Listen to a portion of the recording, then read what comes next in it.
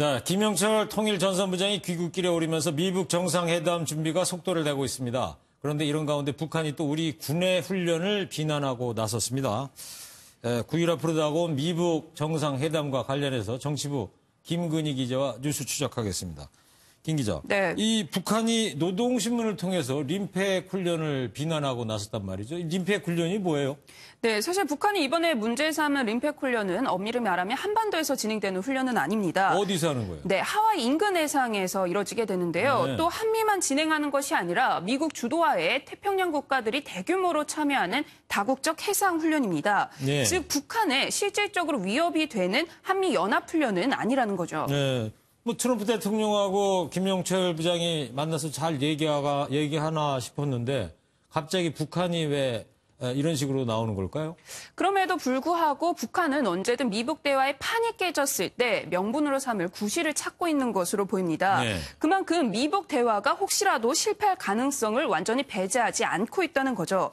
자칫 민감할 수 있는 노동신문 기자나 당국자 이름이 아닌 개인 필명의 논평으로 비난했다는 점도 북한의 이 같은 신중함을 보여준 겁니다. 아, 개인 필명으로 비난을 했군요. 그러니까. 그렇습니다. 정작 북한 매체들이 김영철 통일전선부장의 방미 소식은 지금 보도를 안 하고 있지 않습니까? 트럼프 대통령 만나서 대화 잘했다.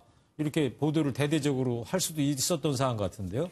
네, 북한이 과거 2000년에 조명록 부위원장이 방미했을 때는 관영 매체를 통해서 신속하게 보도를 했는데요. 네. 하지만 이번 김영철 부장의 방미 성과는 아직 판단할 수 없다 이렇게 보고 있는 것 같습니다.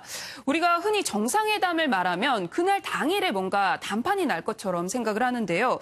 사실 대부분은 그 이전에 이미 대화가 이뤄지게 되고 당일에는 상징적인 퍼포먼스에 집중하게 됩니다. 네. 어떻게 보면 미북 정상회담은 이번에 김영철 부장이 평양에 도착해 김정은 위원장이 이를 보고받는 순간부터 시작되는 거죠. 네. 그만큼 김영철 부장의 방미 소식을 전하는 것에도 신중한 태도를 보이는 것 같습니다. 네.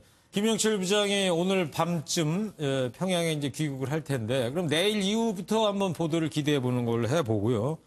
근데 오늘 그 김영철 부장이 중국 베이징을 거쳐서 갔단 말이죠. 네. 이게 혹시 뭐 항공편 문제도 있겠지만 중국을 염두에 두고 한 건 아닐까요? 그럴 가능성도 배제할 수는 없을 것 같습니다. 사실 미북 대화가 원활하게 이루어질수록 중국의 입지가 좁아지게 되죠. 중국도 이에 대해서 최근 상당히 경계하고 있는데요.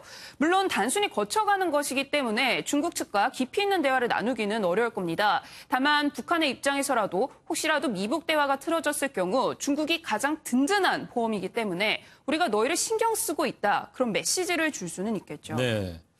알겠습니다. 근데 어제 백악관에서 트럼프 대통령이 이런 묘한 발언을 한 게 있단 말이에요. 네. 대북 경제 원조는 한국이 할 것이다. 그리고 중국과 일본이 도와줄 것이다. 이렇게 얘기를 했는데 이 말을 우리가 어떻게 해석을 해야 됩니까? 결국 북한이 미국에 물어볼 것은 하나입니다. 우리가 비핵화를 하면 너네는 무엇을 해줄 것이냐. 가장 큰 메리트는 결국 경제 원조, 즉 돈입니다. 그렇죠. 하지만 우리뿐 아니라 미국에서도 대북 원조는 대내적으로 논란이 일 수밖에 없습니다. 트럼프 정부는 이에 애초에 일찌감치 여기서 빠지겠다고 선을 그은 거죠. 대신 대북 제재가 해제되면 민간 기업 투자를 통해 지원할 것이다라고 강조하고 있습니다. 우리 세금은 줄 수 없지만 평양에 맥도날드 혹은 스타벅스는 세울 수 있다는 거죠. 네, 미국 예산은 못 쓰겠다. 그렇습니다. 대신 민간 투자를 유도해 주겠다 이런 얘기죠. 근데 이렇게 미국이 발을 빼게 되면 우리가 이 짊어져야 될 그 교류 비용이 너무 큰 거 아닙니까?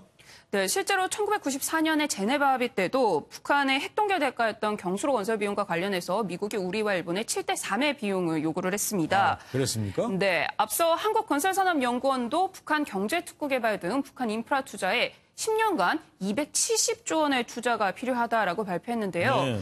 핵 폐기에 따른 직간접 비용에 경제 원조까지 하면 우리가 어쩔 수 없이 상당 부분을 부담해야 할 것으로 보입니다. 이에 남북 경제협력을 통한 민간 투자 활성화나 국제금융기구를 통한 대북 지원 등이 대안으로 거론되고 있는데요.